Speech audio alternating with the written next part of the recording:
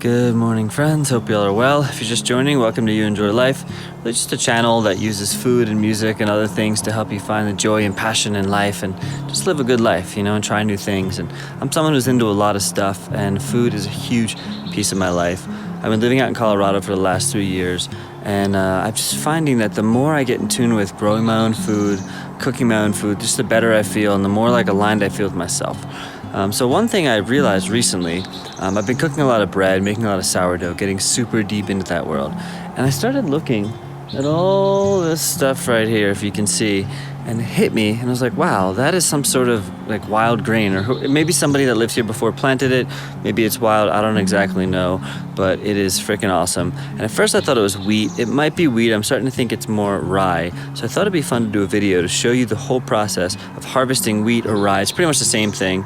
And then actually grinding it up into flour and baking bread with it. And I'm using other bread. I'm using like a mixture of this wild wheat as well as all-purpose flour. But I want to show you the general process so that if you have some stuff, whether you want to grow your own wheat, which I've been doing as well, or you just find some stuff in the wild you want to harvest and make bread out of, you can. So let's get after it. Once I've harvested all my wheat, this is all the wheat here, and basically I just cut the tops off. I kind of did it roughly, but I cut the tops off. And then what I do is I have this wiring right here. It's kind of like a chicken wire coop fencing stuff. And I have a bucket under it. And there's lots of different ways to do this. I just found this to be easy. It's a bit tedious, no question about that. Grab some of the wheat, punch it up in my hand, and go like that. And you'll see in here is all the wheat. See all that stuff? Beautiful, isn't it? And so as I go like this, it separates. And then once I've done that, then I will winnow it, which is basically like either using a fan or the wind to blow all of the light chaff off, so you end up with just the seeds. And then I can grind them and bake with them and do as I please. So this part of the process is definitely a little bit tedious. I just kind of figured it out based on some videos I saw and just kind of hacking things at my house. So as you see, I have this wiring here. What I like to do is kind of bunch this up. You hear the wheat just falling. I should just add, you know, when you're growing your own food, when you're harvesting things, of course, going to the market is going to be far easier. Ordering flour online is even easier. You don't have to leave your freaking house. However, I've just found for me, even though it's easier and maybe even cheaper, the same price or whatever, especially with wheat, because the farmers have really figured out how to make wheat super cheap. Even pretty good wheat isn't that expensive. I've just found that it's the process that I enjoy. So if you're so focused on like, well, it's easier, if you're focused on convenience, which is this world we live in is all about convenience. Yes, I could just go buy a loaf of bread and for $7 or $10 or whatever it costs, have a loaf of bread, drive down to the thing and whatever. But to me, it's not about that, because it's not about just having the bread and eating it. What I love is the whole process. So when you enjoy the process and you see it as like a meditation, something that you're doing, that you're present, that you're learning, that you're being connected to nature, something that you can't quantify, something that you can't put a price tag on happens to you. I'm not saying you should just go out and grow your own wheat and whatever. You start small, you do one thing at a time. It might just start with making sourdough, and then you're like, oh, it's like I saw with my brother. He started making sourdough, and then very quickly he's like, I want to grind my own berries, and that became a big thing for him, and he got a grinder, or a mill, you know, a wheat mill. For me, it's the same thing. I'm actually looking for a wheat mill right now. I'm just blending it up, honestly, in the food processor. Well, that's all I do. I just blend it up in the food processor and then kind of sift it and make flour out of it. But I see the vision. You know, you start small and you can see yourself one day like, wow, I could have some land and I could be growing more. And it goes on and on and on. And all I can suggest is just get your hands dirty and see what happens. And this is actually some wheat that I grew this year from wheat berries just in my pantry. So believe it or not, wheat berries, if you have them, you can sprout them and grow them into wheat. And I have not harvested this yet. It still needs a little bit more time, but it looks beautiful, doesn't it? So I've gone through all that. You can see obviously there's a lot of this chaff still here. And the chaff is light, so it floats to the top.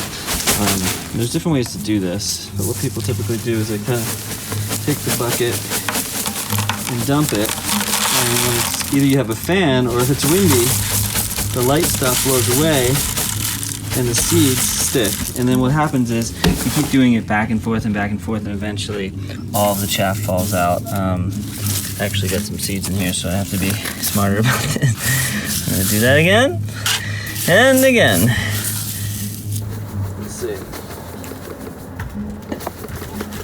See it blowing away? Hard to see from this angle, but eventually, as you keep doing this, the wind blows out all the light stuff and you end up with just the seeds.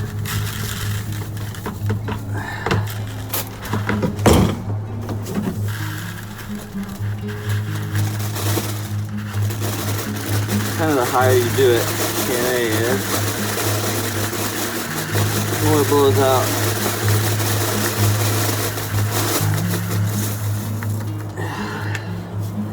After, I don't know, 10 or 20 times, you're left with the goods.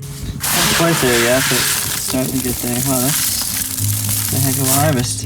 And also, like, as this stuff comes up, you can, of course, just, like, pick some of the, a lot of the stuff is kind of close to the top, so you can pick out the bigger pieces yourself if they're not coming out.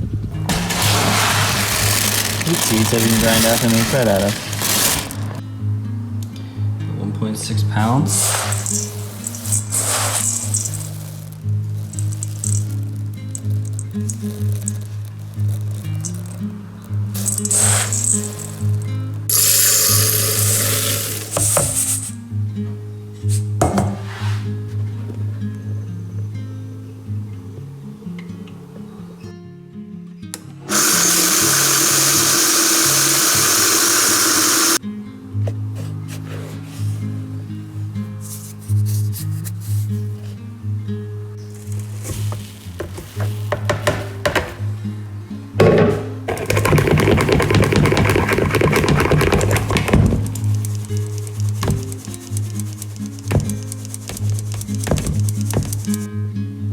Feeding the starter. 600 grams all-purpose flour.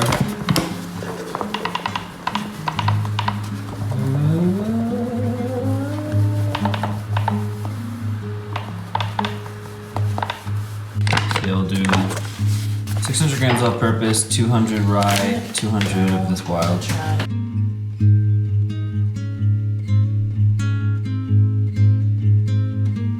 So we're doing 700 grams of flour, is that right?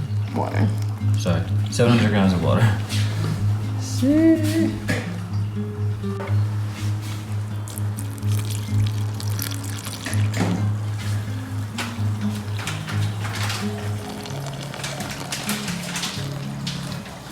Mix it around, and then we'll let it sit for a while. At least 30 minutes, we'll probably do a few hours until the starter's active.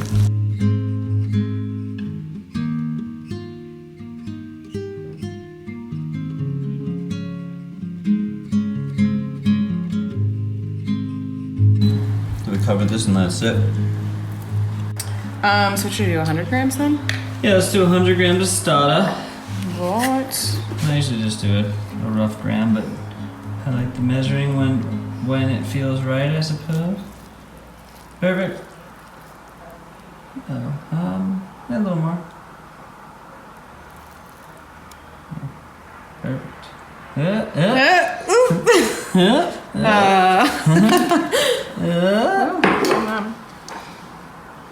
Sprinkling of salt. It's like 10 grams or something, 20, 15, I don't know. I did do a pretty good amount.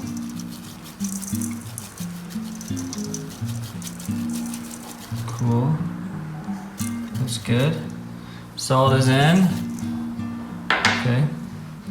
Then we'll just sort of do a, usually like kind of like bite your hand maybe a little bit. How's this feeling? Oh, it's like a thicker though. So I just kind of like mix it in a little bit on the top first. Just kind of mix it around. And then, yeah, then you just start stretching forward. Oh, Nelly. How does it feel?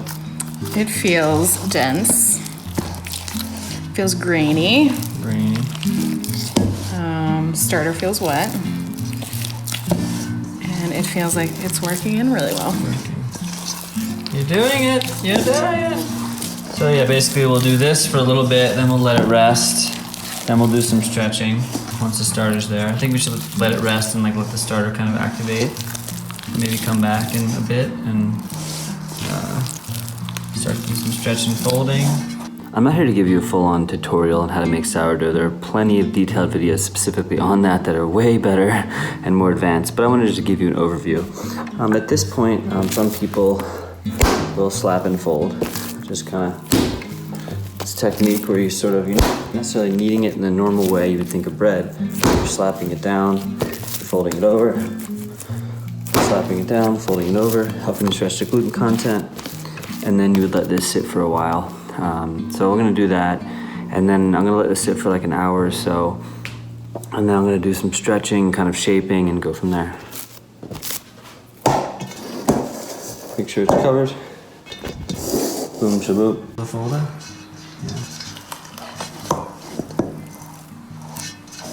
Over. Also add a little bit of moisture. I felt like it was getting a little too thick. Cool. Look at that. It's beautiful though.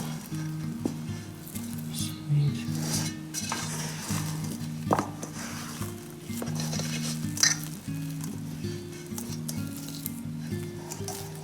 Beautiful. Cool.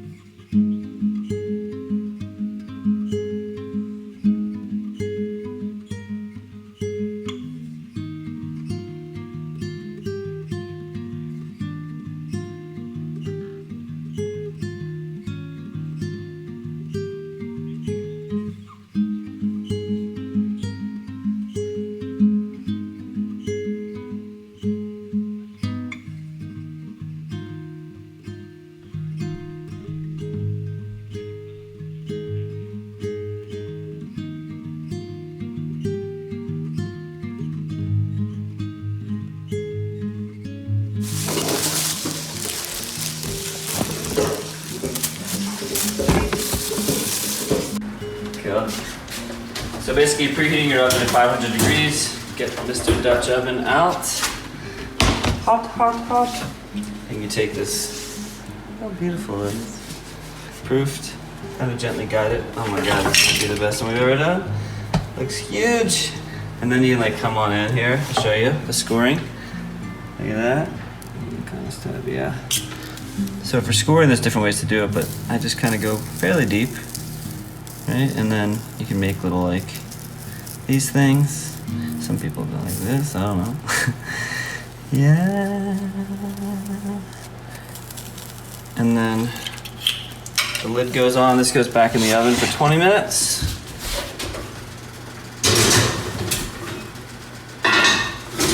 And then we'll turn it down after 20 minutes. So after it's been baking for 20 minutes at 500, with the lid on, take the lid off. Ouch, that's spicy. Wow. Oh my God, that looks so beautiful. And then don't keep the oven open too long, but you bring it down to 450, let it keep baking. It's beautiful. I'm really excited. It does look beautiful. Wow.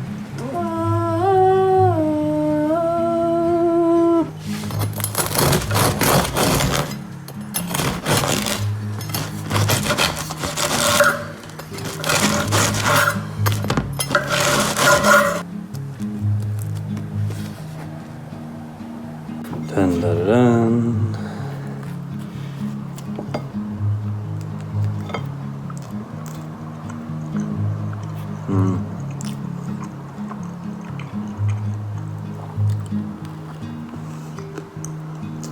Wow. Crust. So I have a little, right, some ghee. Put it in a bottle.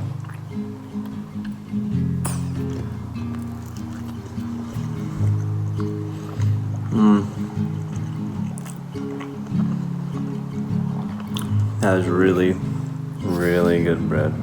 Wow.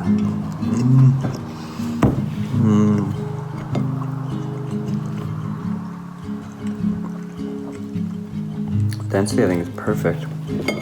I like a bread that has a little more to it. It's like fluffy and spongy, but sandwich with this. Are you kidding me? Are you kidding me? So, in conclusion, because it's never ending, if you are interested in making bread, give it a shot. Don't be intimidated. My first loaves sucked, big time. And now I just feel really comfortable. It's like there's a shift. Now I can kind of make bread. When you go online and you watch videos, there's like a million different recipes. And people say this, the slap and fold, the thing, whatever. And what I'm starting to see is that there's a million different ways to do it. And when you get comfortable and you try different ways, and sometimes I measure, sometimes I don't. Usually I just freestyle it. The more comfortable you get, the more you can do whatever and just end up with great bread. Now, every time I do a different technique, and it's always different, it's always good. But this is, I feel like I've done something.